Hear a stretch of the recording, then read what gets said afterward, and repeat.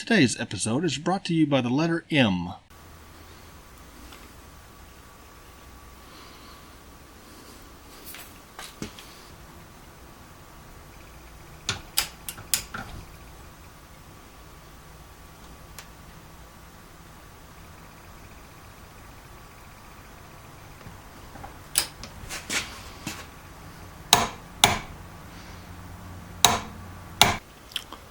£50.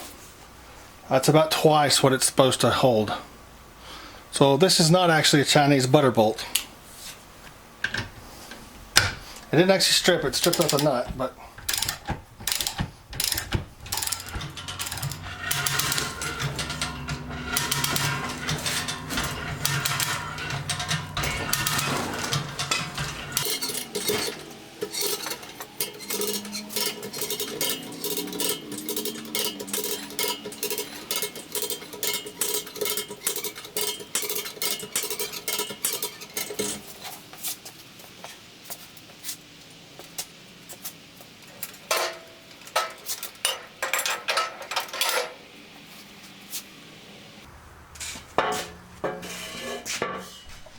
in this video, I'm attempting to get the mill head up on its feet. One square post, one round post, both attached to a wheel set that will ride up and down the green, the hideous green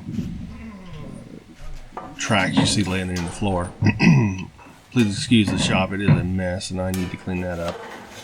That will be coming this winter as well.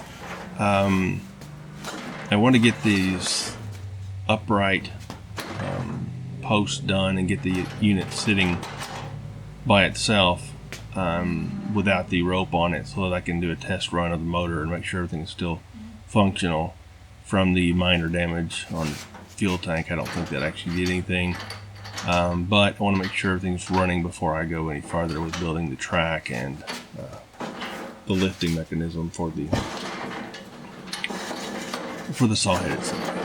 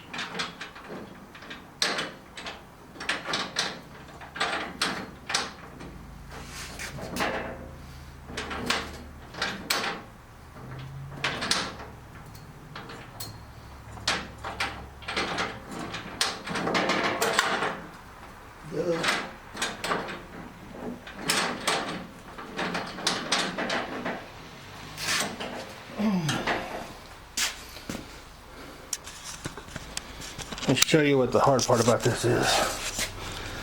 That one is not too bad, because you can see right there where that goes in there. You can reach down in there, and you've also got access on the outside to pry that. This other one's a pill. See down in there. I like this design because of the two different shapes and the two different clamping methods. I think this will be really strong, but having to get in here, that's not real fun to get in there and get that lined up, especially when you forget to release the clamp. That's always fun. But let's see. Make sure you can see, because by all means I want this to be instructional. So y'all can learn from my mistakes. Won't have to read the manual.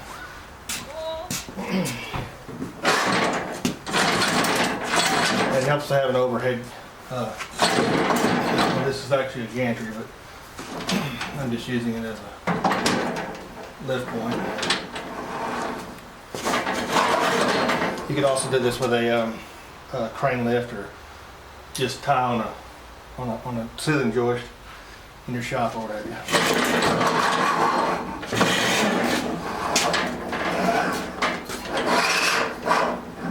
Put something up like that. So that's going to clamp. And clamps pretty well, actually. Oh, I did want to show you this other thing too. When you go to lift this, now I'm lifting it in my shop because I'm going to use a front end loader. I'm going to borrow my neighbor's front end loader to actually install this in my, where it's going to actually do its job. But a good lift point is that hardened shaft coming out of the motor here, the engine. I just guessed at a center of gravity, and it came out pretty close enough front to back that I can work on it. And with it, now that's a nylon cord, so it's pretty easy to move. So I just got lucky there. I thoroughly expected to do that 3 or 4 times and just edit it out in post, but I got lucky, so I'll take lucky. Okay, so now I'm going to lower that back down and set it down. Yeah, that's a little bit. I do have a couple of winches, but I don't have them hooked up on this rig, so I'm just using the old manual winch. Okay.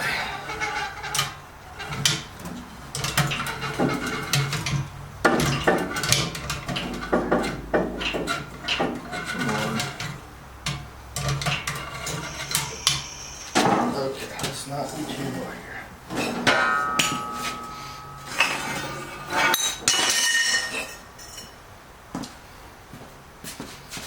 And be careful with the blade, it's very sharp. Time will tell how sharp it will stay.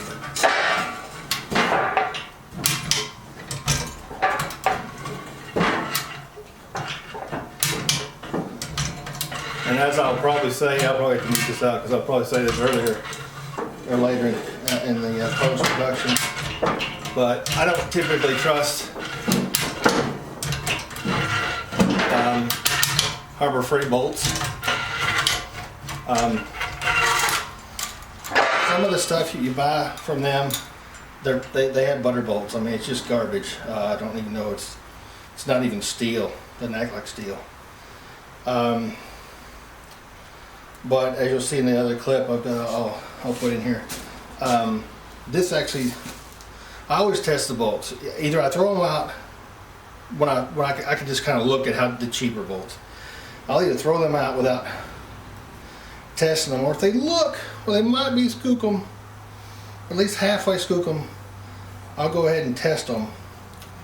And these actually tested twice the spec of a grade 2. I'm not certain if the 27 foot-pounds that I saw for grade 2, 5/16 inch, 18 threads per inch, which is roughly what the bolt I tested, I'm sure it was actually metric. I'm not sure if that was actual.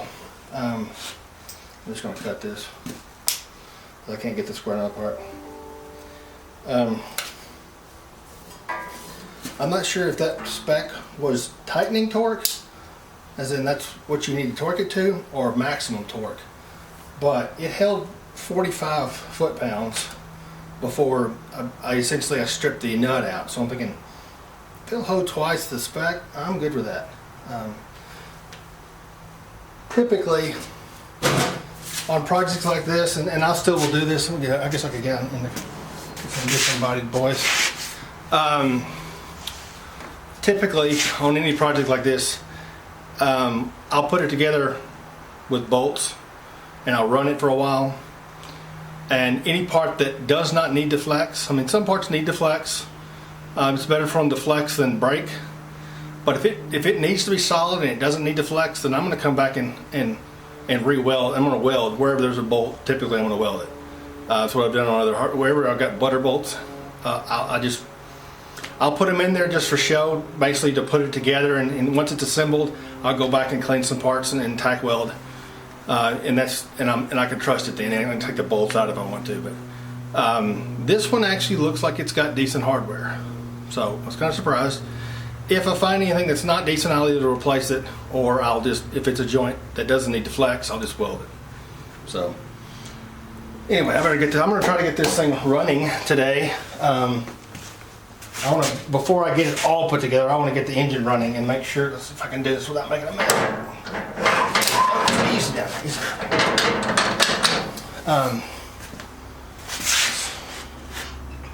Not quite level, but oh, great, got a phone call.